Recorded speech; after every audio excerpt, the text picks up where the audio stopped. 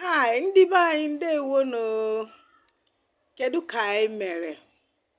Ana m anabata mmadụ niile n'ọnwa isii nke afọ 2025. Bịa ka m kụziere gị ilu. Ilu ole ka ị maara?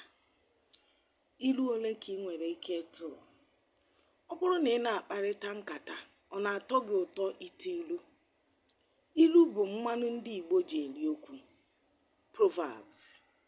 Proverbs. Bịa ka m kụziere gị ilu n'Igbo.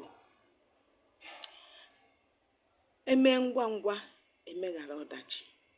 Eme ngwa ngwa emeghara ọdachi. Mmiri ama enyi n'anya.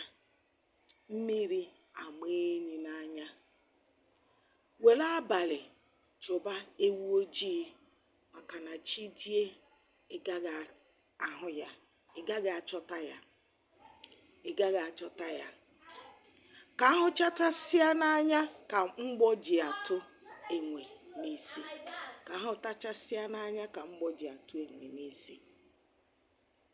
Ihe m ji eso onye afọ ukwu bụ na ọ nyụgo anyụ ọgba agbọ. Kọwara m ihe ilu ndị a pụtara na comment section. Share and like this video. Bye.